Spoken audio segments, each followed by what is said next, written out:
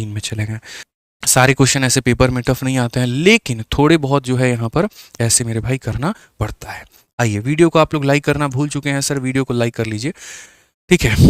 अब ये सवाल देखिए, शायद ही कोई ऐसा परीक्षा होगा जहां पर आपको रेशियो के ये सवाल नहीं पूछे गए होंगे और बच्चे इसमें फंसते ही फंसते हैं। ये सवाल में कहा गया कि अगर हम 9400 रुपए को डिस्ट्रीब्यूट करते हैं पी में, क्यू में और आर में, और इस तरीके से कि अगर हम पी से इतना, क्यू से इतना और आर से इतना जो है वो काट लेते हैं तो बाकी पैसा मेरे भाई इस अनुपात में बच जाता है, तो यहाँ पर इसका शेयर कितना होगा। One of the best question ever asked in different government exams. तो यहाँ पर क्या है कि पहले मैं पी क्यू आर में पैसे बांटने की सोचता हूँ, लेकिन जब मैं पी के हिस्से में से इतना काट लेता हूँ, जब मैं क्यू के हिस्से में से इतना काट लेता हूँ और जब मैं आर के हिस्से में से इतना काट लेता हूँ, तो बचा हुआ पैसा मेरे भाई यहाँ पर इतना होता है। तो जैसे मानो यहाँ पर ये टोटल है हमारे पास में, और ये टोटल पैसा कितना है, तो 9400 है, ठीक है। इसमें से मैंने पी के हिस्से में से काट लिया, क्यू के हिस्से में से काट लिया, आर के हिस्से में से काट लिया।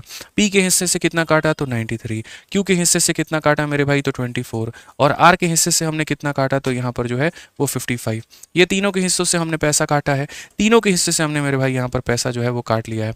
अब यहाँ पर क्वेश्चन में बोला गया है कि ये जो तुम्हारे पास में बाकी पैसा होगा ना, ये बाकी पैसा किस अनुपात में होगा, तो ये जो बाकी पैसा होगा भाई साहब, ये बाकी पैसा तुम्हारे 3, 4 और मेरे भाई 5 के अनुपात में होगा। तो मैंने कहा बहुत बढ़िया बात है, जो स्ट्रक्चर से हम आपको समझा दे रहे हैं ना, ये आपके दिमाग में एकदम फिट हो जाएगा, मेरी बात गारंटी लिखवा लो आप, ठीक है। तो आप एक बात बताओ, आपके पास में पहले इतने रुपए थे, अब इतना, इतना और इतना आपने माइनस कर दिया, तो अब कितना पैसा आपके पास में बचेगा।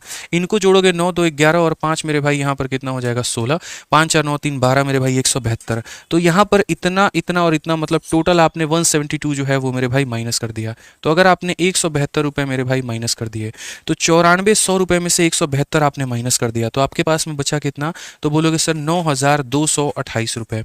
कितने बच गए सर, 9228 रुपये सर। यहाँ पे सिंपल है मेरी बात, यहाँ पे फिर से रिपीट कर देता हूँ, इतने में से ये तीनों को निकाल दीजिए तो इतना बचा। यानी जो पैसा आज 3, 4 और 5 के अनुपात में है, असल में वो इतने के बराबर में है। यानी 5, 4, 9 और 3 12 यूनिट, 12 यूनिट की जो वैल्यू है ना मित्रों, वो 12 यूनिट का मान हमारा कितना है, तो 9228 है, ठीक है।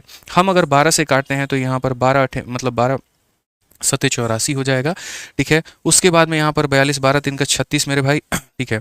सही तो जा रहे हैं ना मेरे भाई हम यहाँ पे, कोई दिक्कत की बात यहाँ, ठीक है। तो 12 सत्ते 84, 84 के बाद में यहाँ पर जो है एक बार देख लो, 12 का मेरे भाई 7 गुना 84 होता है, और 82 आ गया। फिर 12 का मतलब 6 गुना मेरे भाई 72, नहीं नहीं, ठीक है,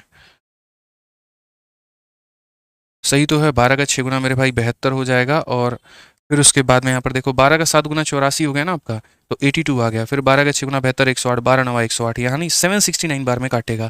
तो 12 यूनिट का मान इतना है, तो 1 यूनिट का मान हमारा कितना हो जाएगा, 769 हो जाएगा, ठीक है। क्वेश्चन में हमसे यहाँ पर क्या पूछा गया है ज़रा वो देख लो। तो क्वेश्चन में हमसे यहाँ पूछा गया पी का शेयर हमारे पास में कितना है, ठीक है। तो हम यहाँ पर बोलेंगे 1 यूनिट का मान हमारा इतना है, तो 3 यूनिट का मान कितना होगा, क्योंकि पहला वाला जो है ये पी है, दूसरा वाला हमारा क्यू है, और तीसरा वाला मेरे भाई यहाँ पर आर है। तो 1 का मान इतना है, तो 3 का मान निकालने के लिए इसका हम यहाँ पर 3 गुना कर देंगे, तो यहाँ पर हो जाएगा 9 × 3 27, 18 2 20, और यहाँ पर हो जाएगा मेरे भाई 23। यानी कौन सा ऑप्शन है, ऑप्शन नंबर ए जो है बिल्कुल हमारा सही उत्तर है, ठीक है ना। तो पी का शेयर मेरे भाई यहाँ पर पूछा है, तो आज के समय पी का जो शेयर है वो इतना बनता है।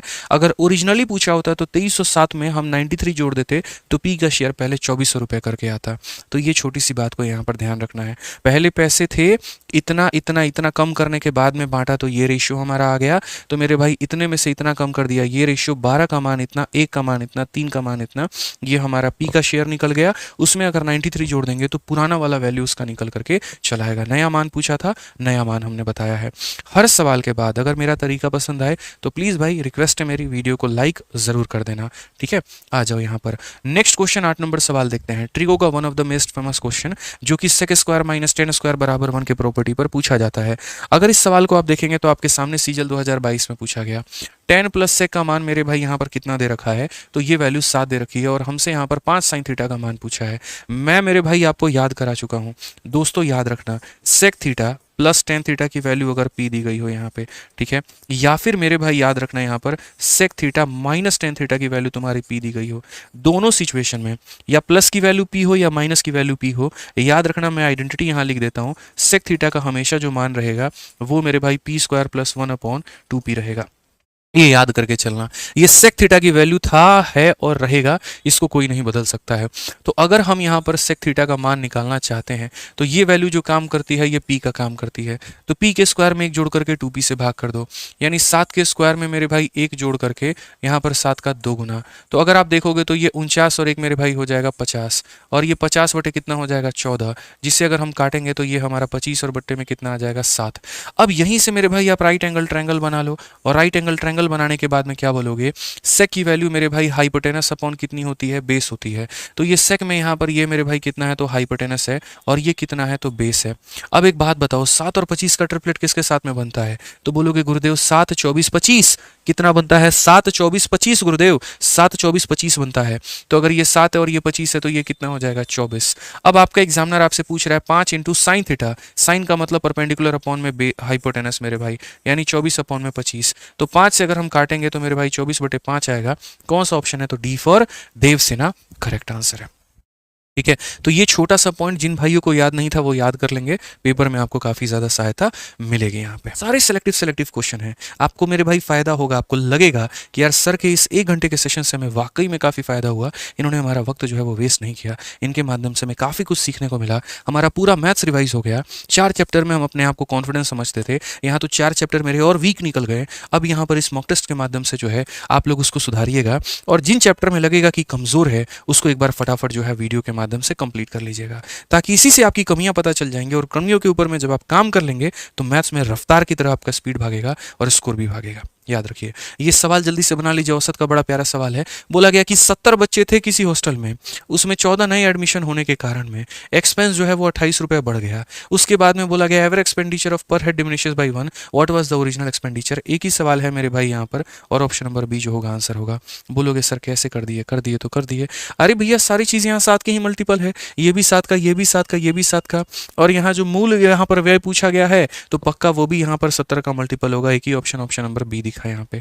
बस अब बात आती है इसको बेसिक से करने की, कैसे करेंगे।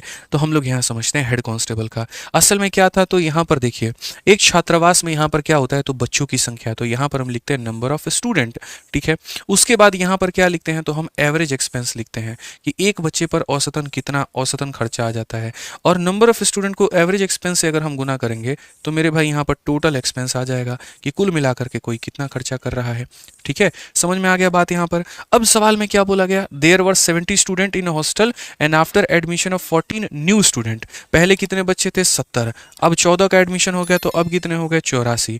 ठीक है, फिर बोला गया मेरे भाई यहाँ पर expense of A mess increase by 28 per day. एक दिन का खर्चा 28 रुपये से बढ़ गया, मतलब मानो पहले यहाँ पर इतना खर्चा होता था x रुपये, तो अब एक दिन में हमारा इतना खर्च हो रहा है।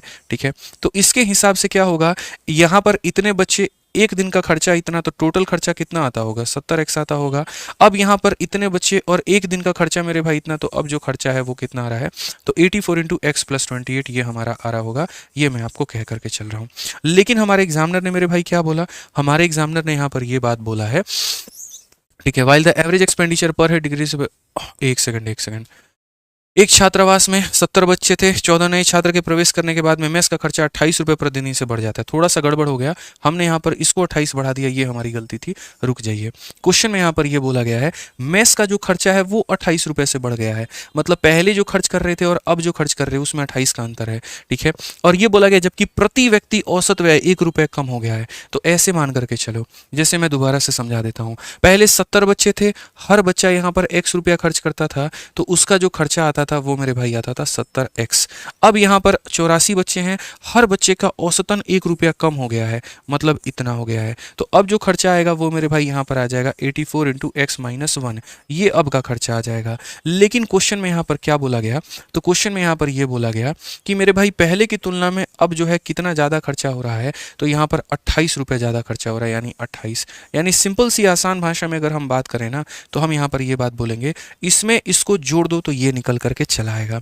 समझ गए बात को लेकर के। ये सवाल बनाने का तरीका यही है कि यहाँ पर पहले के खर्चे में अगर आप